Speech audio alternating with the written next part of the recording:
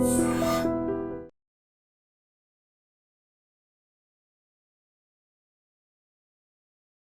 Gold trusted gold buyers మీరు తాకట్టు పెట్టిన బంగారాన్ని విడిపించి ఈ రోజు ఉన్న మార్కెట్ ధరకు కొనబడను. నమస్తే, వెల్కమ్ టు ఐ డ్రీమ్.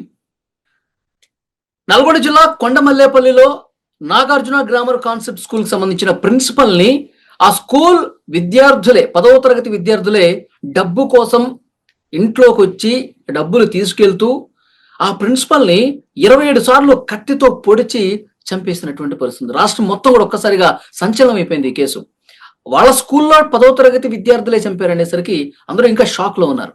పోలీసులు ఇన్వెస్టిగేషన్ ఇది బయటకు వచ్చినప్పుడు అంటే 10వ తరగతి విద్యార్థులు అంత క్రిమినల్ మైండ్ ఎలా తయారైంది, వాళ్ళంత సైకోలుగా ఎట్లా తయారయ్యారు, దీని గురించే చర్చ జరుగుతోంది. మాట్లాడదాం. ప్రస్తుతం లైవ్ కాల్లో జాయిన్ అయ్యారు ప్రముఖ సైకాలజిస్ట్ విశేష్ గారు. సార్ నమస్కారం. నమస్తే విశేష్ గారు, ఈ ఘటన చూసిన తర్వాత మొత్తం అందరూ కూడా షాక్ లోనే ఉన్నారు సార్. 10వ తరగతి విద్యార్థులు, ఆ స్కూల్ విద్యార్థులే వాళ్ళ ప్రిన్సిపల్ ని డబ్బులు దొంగతనం చేయడం కోసం వచ్చి ఆమె చూసిన తర్వాత మళ్ళీ ఎక్కడ చెప్పేస్తుందన్న ఉద్దేశంతో వాళ్ళు వెంట తెచ్చుకున్నారు. అంటే ప్లాన్ గానే వచ్చారు. కత్తిని వెంట తీసుకొచ్చి గొంతు మీద, ముఖం మీద, బాడీ మీద 27 సార్లు కత్తిపోట్లు ఉన్నాయంట. నేను పోలీసులు ఎస్పీ గారు కూడా చెప్పారు. ఏంటి సార్ అంత క్రూయాలిటీగా 10వ తరగతి విద్యార్థులు అంటే 14-15 సంవత్సరాలు ఉంటాయి అంతే. ఇట్లా ఎట్లా తయారయ్యారు సార్? మీ అంచనా ఏంటి? అంటే ఇక్కడ మీరేమో క్రైమ్ చూస్తున్నారండి. యూజువల్ గా అందరూ కూడా క్రైమ్ చూస్తారు. చాలా మంది ఏమంటారంటే ఇలాంటి వాళ్ళని బతకనివ్వకూడదు, ఉరి తీసేసేయాలి, యూత్ అంతా చెడిపోతుంది, ఇలాగా రకరకాల వాదనలతో వాళ్ళని తిడుతూ ఉంటారు. అదే సైకాలజిస్ట్ గా నేను చూసేది ఏంటంటే అసలు ఒక 15-16 ఏళ్ల కుర్రాడికి దొంగతనం చేయాలనే ఆలోచన ఎందుకు వచ్చింది, దాంతో పాటు అవసరమైతే మర్డర్ చేయాలనే ఆలోచన రావడము, దాన్ని ఎగ్జిక్యూట్ చేయడము ఎందుకు అసలు ఆలోచన ఎక్కడి నుంచి వచ్చింది అనేది మనం ఆలోచించుకోవాలి. ఫస్ట్ దాన్ని అన్వేషించుకోవాలి. అప్పుడు మనకు ఆ కుర్రాళ్ల ప్రవర్తన వెనక ఉన్న మోటివ్స్ అనేవి మనకు తెలుస్తాయి. రైట్. ఇక్కడ ఈ కేసులో నేను నిన్నటి నుంచి ఫాలో అయ్యాను కొంచెం, నేను నా సోషల్ మీడియా కోసము. సో ఈ కేసులో ప్రధానంగా ఆ కుర్రవాళ్ళు గాంజాకి అలవాటు పడ్డారు.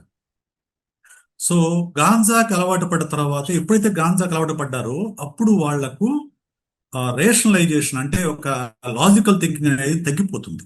ఎంతసేపటికి మనకు ఆ మత్తు కావాలనే కోరిక తప్ప, సో మనము మంచిగా ఉండాలి, మర్యాదగా ఉండాలి, ఇటువంటి లాజికల్ థింకింగ్ అనేది, మోరల్ ఎంగేజ్మెంట్ కానీ తగ్గుతుంది. సార్ ఇక్కడ ఒక ప్రశ్న, నిన్న విలేకరులు అడిగిన ప్రశ్నకి ఎస్పీ గారు ఏమన్నారంటే గాంజా టెస్ట్ కూడా చేసాం, నెగిటివ్ వచ్చింది అని చెప్పారు సార్ ఎస్పీ గారు.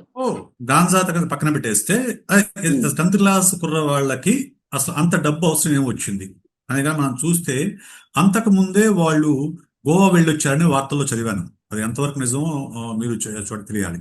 గోవా వెళ్ళొచ్చారని చదివాను. దాంతో పాటు వీళ్లకు టీనేజ్ లో ఏంటంటే కొత్త కొత్త గాడ్జెట్స్ కొనుక్కోవాలి, మిగతా వాళ్ళకంటే నేను హీరోలాగా ఉండాలి, మిగతా వాళ్ళకంటే నేను హైఫైగా ఉండాలనే ఒక కోరిక అనేది ఉంటుంది. సో దానికి డబ్బు కావాలి. డబ్బు ఎక్కడి నుంచి వస్తుంది? ఒక మామూలు స్టూడెంట్ అయితే డబ్బు అనేది మనకు రాదు, మన దగ్గర లేదు, పేరెంట్స్ అడగలేము, అడిగినా ఇవ్వరు. కాబట్టి ఇప్పుడు మనము ఈ కోరిక నెరవేర్చుకోలేము. మనకు వయసు పెరిగిన తర్వాత మనం సంపాదించుకున్నప్పుడు ఈ కోరిక నెరవేర్చుకోవచ్చు అనే ఒక లాజికల్ ఫ్రేమ్వర్క్ లో పనిచేస్తాడు. వేరాస్ కొంచెం కాండక్ట్ డిజార్డర్ ఉన్న కుర్రవాళ్ళు, అంటే యాంటీ సోషల్ పర్సనాలిటీ ట్రైట్స్ ఉన్న కుర్రవాళ్ళు దీన్ని భిన్నంగా ఆలోచిస్తారు. డబ్బు కావాలి, ఎక్కడ ఉంది? ప్రిన్సిపల్ దగ్గర ఉంది. ప్రిన్సిపల్ దగ్గర డబ్బు మన దగ్గరికి ఎలా వస్తుంది? సో వెళ్ళి తెచ్చుకున్నాము. ఆమె మన దగ్గర అంతా ఫీజులు వసూలు చేస్తుంది కదా, అంత డబ్బులన్నీ గుంజుకుంటుంది కదా. సో ఆమె దగ్గర తెచ్చుకున్నది వల్ల మనకి నష్టం లేదు. దానివల్ల ఆమె మన దగ్గర దోచుకుంటుంది, మనం ఆమె దగ్గర దోచుకుందాం అనే ఒక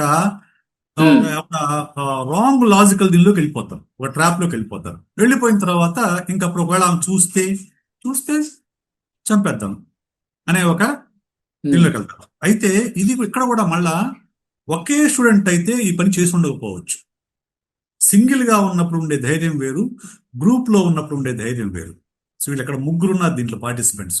అంటే ఒకడు కొంచెం డౌట్ ఎక్స్ప్రెస్ చేసినా కానీ రెండో వాడు ఏం కాదురా అసలు ఆమె చూడదు, ఒకవేళ చూస్తే వేసేద్దాం అనే ఒకళ్ళనొకళ్ళు సపోర్ట్ చేసుకున్నప్పుడు వాళ్ళ ఆ మోరల్ డిసెంగేజ్మెంట్ అయిపోయి వాళ్ళు పూర్తిగా సార్ వాళ్ళు పిల్లలు కదా సార్, వాళ్ళు వయసు కూడా 14-15 సంవత్సరాలే కదా.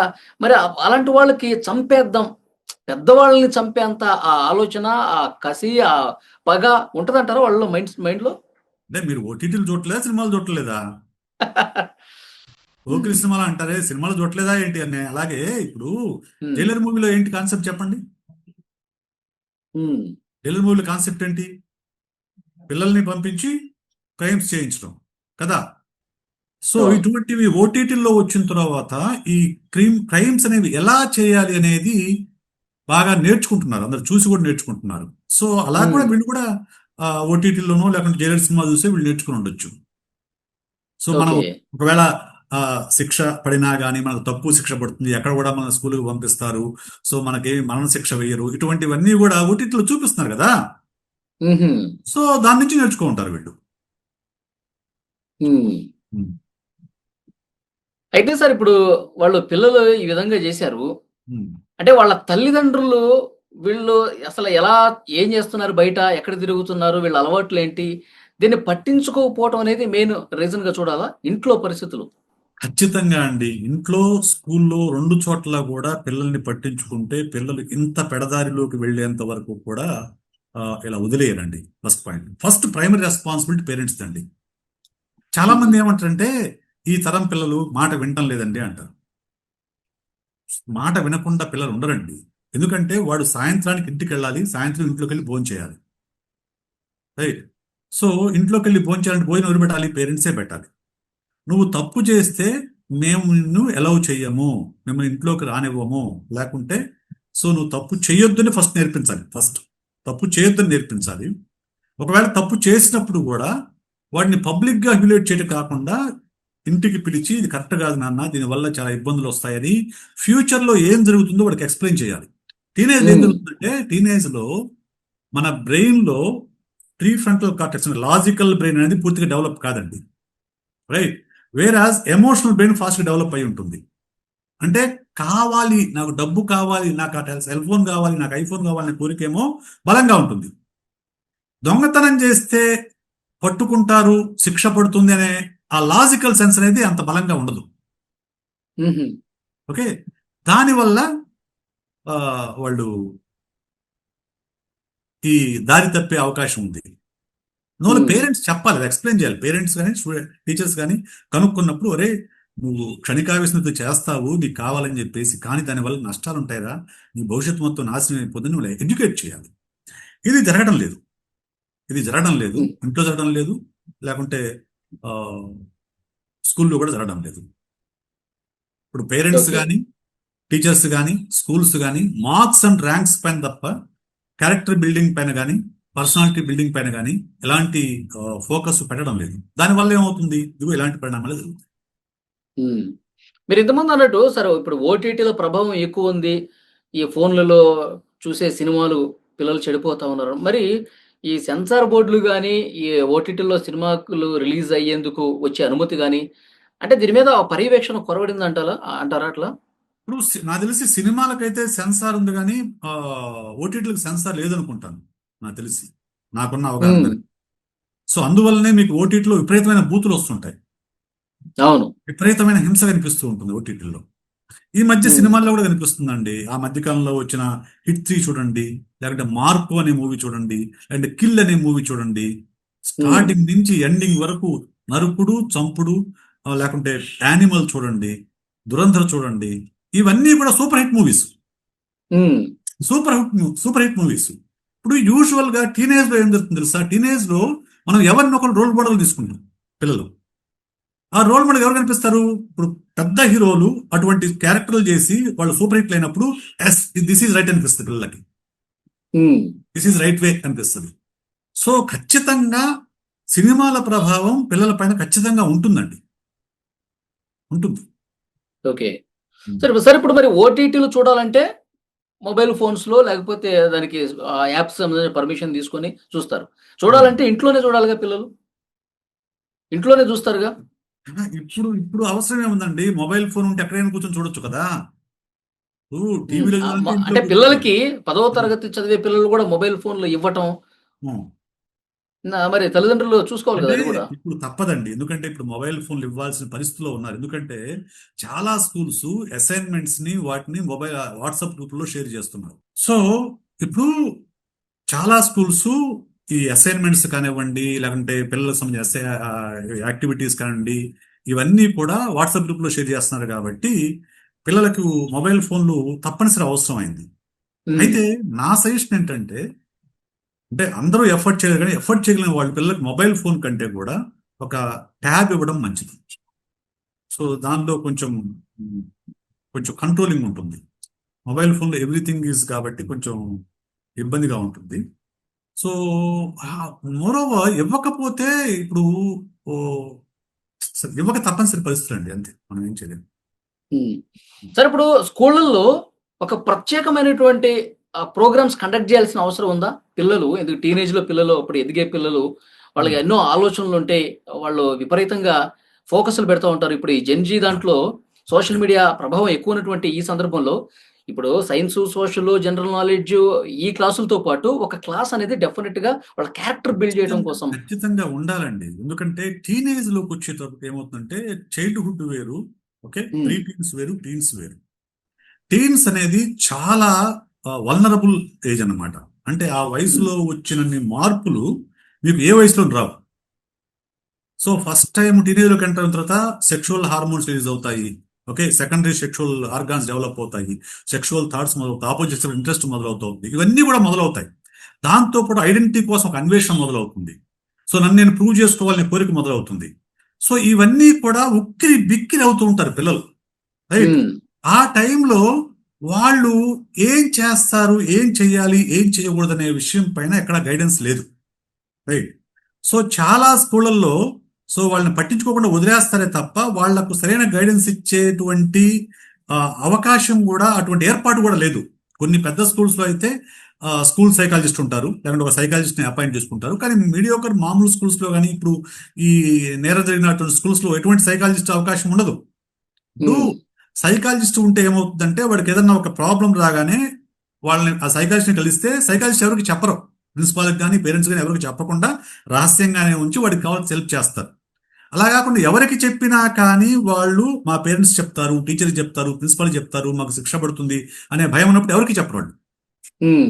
సో అందువల్ల స్కూళ్లలో ఎస్పెషల్లీ టీనేజర్స్ కి ఇటువంటి వాళ్ళ ఎమోషనల్ మేనేజ్మెంట్ పైన ఖచ్చితంగా క్లాసెస్ నిర్వహించాల్సిన అవసరం అయితే ఉందండి. Okay sir, parents point of వ్యూలో ఏం చెప్తారు సార్? వాళ్ళు ఎలా ఉండాలి, తమ పిల్లల పట్ల ఎలా ఉండాలి, వాళ్ళ పెంపకాన్ని చూసుకునే బాధ్యత, పర్యవేక్షణ విషయంలో ఏంటి వాళ్ళ రెస్పాన్సిబిలిటీస్ గురించి ఏం చెప్తారు? పేరెంట్స్ కరెక్ట్గా ఉంటే పిల్లలు దారి తప్పే అవకాశాలు తక్కువ. తప్పరని నేను చెప్పను, బ్లాంకెట్ స్టేట్మెంట్ తప్పే అవకాశం తక్కువ. ఎందుకు? పిల్లలు తప్పులు చేస్తారు, చేయకుండా ఏమంటారు, ఓకే, పిల్లలు ఓకే టీన్స్ కొంచెం తప్పులు చేస్తారు. ఆ తప్పుల్ని సరైన దారిలో పెట్టాల్సిన బాధ్యత ఫస్ట్ పేరెంట్స్కి, తర్వాత టీచర్స్కి, రైట్? సో ఒక తప్పు చేసినప్పుడు దాన్ని కప్పిపుచ్చుకోకుండా, మొన్న మధ్యన మనం చూసామండి, ఒక కేంద్ర మంత్రి కొడుకు పోక్సో ఎదుర్కొంటే దాన్ని కాపాడటం కోసం ఎన్ని రకాల ప్రయత్నాలు చేశారో మనం చూసాం. అవును. ఏం మెసేజ్ ఇస్తున్నారా అక్కడికి?